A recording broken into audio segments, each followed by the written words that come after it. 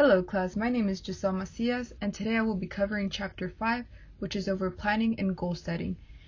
In this chapter, we will cover the importance of strategic planning for a successful business. Introduction to planning. Planning is key for any successful organization, business, and even in your day-to-day tasks. Planning allows you to set a clear goal and something to work towards. There is a positive correlation between planning and the performance of a business, organization, or even the result in your day-to-day work. There is two types of planning. We have formal planning versus informal planning. In informal planning, there is a clear strategy to achieve the business goals in mind. The manager is aware of the capabilities and resources the business has to develop an accurate strategy, and every department is well organized and they're all working towards a common goal. With informal planning is unorganized and unwritten. It's usually all in the manager's head, which is a very, very rough draft of what he wants to achieve, but nobody knows about it. Therefore, there is no strategy being applied, and every department is less likely to achieve the goal in mind, and this allows the departments to waste time on other projects that are not needed. Managers pay the price. As head of a business, managers will always be criticized, whether it be for being too rigid, for being too lenient, for having a plan, for not having a plan.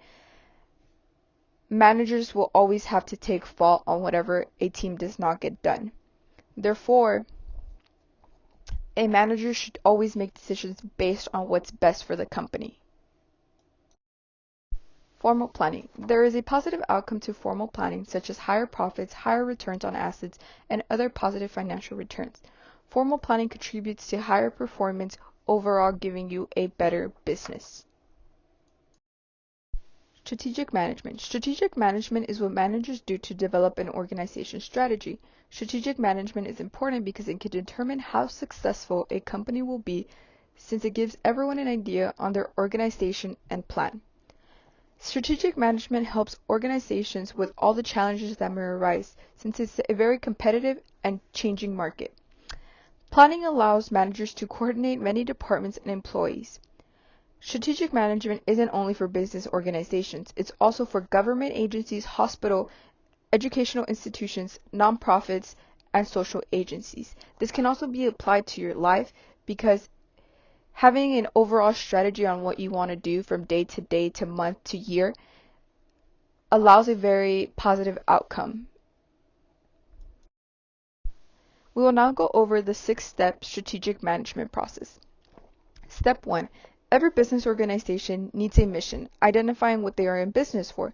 This gives a business a sense of purpose and helps them plan their goals. In step 2, they must perform an external analysis. Every business environment is different.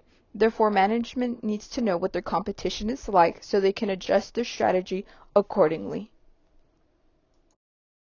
Step 3. Performing an internal analysis is important since it provides information about a business, such as its resources and capability. This helps the manager see the business strengths and weaknesses. The combined external and internal analysis are called SWOT analysis because it's an analysis of the business strength, weakness, and opportunities and threats. Step 4. Formulating strategies based on the information collected. A manager can formulate realistic strategies that will help them achieve their goals. There are 3 types of strategies a manager can form, which are corporate, business, and functional. In this upcoming slide, there will be a SWOT example using the business corporation Starbucks. There you can see how SWOT is applied.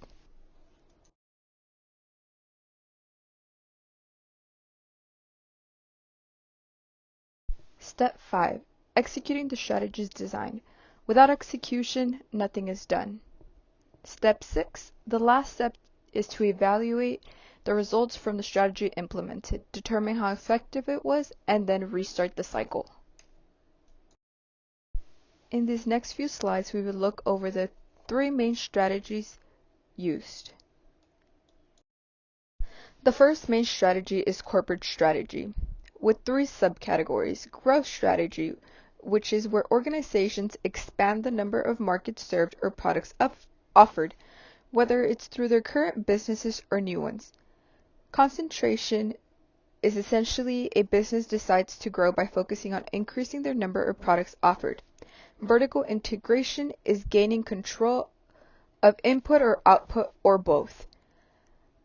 Backward vertical integration is when an organization gains control of inputs by becoming their own supplier. Forward vertical integration is when an organization gains control of the output by becoming their own distributor. Horizontal integration is growing by combining with their competitors. Diversification is growing by moving into another industry. Related diversification, different but related industries. Unrelated diversification, different and unrelated industries. The second main part of this strategy is stability strategy. When a business continues often during time periods of uncertainty, in this strategy, they just try to maintain things as they are. They continue to provide customers with the same service or products. They don't grow, but they also don't fall behind. The third part is renewal strategy. This strategy is for organizations in declining performance. The first part is retrenchment strategy. Minor issues such as stabilizing operations and organizing their resources and capabilities and organizing to compete in the market again. Then you have the turnaround strategy. This is for serious performance problems needing a more drastic change in organization. In both of these strategies, there is a cut costs and restructure organizational operations, but the turnaround strategy is more extensive. The second strategy is competitive strategy. This strategy describes how a small or large business will compete in its primary or main market. There's three types of competitive strategy. The first one being cost leadership strategy. This strategy aims to have the lowest cost in its industry and aim at a broad market. This strategy is highly efficient, overhead is kept to a minimum, cut costs, and product must be perceived as comparable in quality to that offered by a rival. The second one is the differential strategy. This strategy offers unique products that are valued by the customer more, and they are aimed at a broad market. The product differences are high quality products, extraordinary service, new designs, advanced technology, and a new brand image. The third one is focus strategy. There are routes that can be taken, either cost focus or differential focus. These are narrowed down depending on the environment the business is in. And last but not least, stuck in the middle. This is where a business does not want to be. They can't develop a proper strategy, which is a bad place to be in, since they can't go anywhere, they can't do anything, and they can't act on any strategy. The last main strategy is functional strategy. Strategies used by a business in various functional departments, such as marketing, operation, finance, accounting, and human resources to support the competitive strategy. Well, guys, the presentation has come to an end. I thank y'all for listening. I do have a whiteboard activity, so after viewing this presentation, what is your opinion on business management strategies? Also, in this presentation, I mentioned that planning can be implemented to other things, such as your student life/career.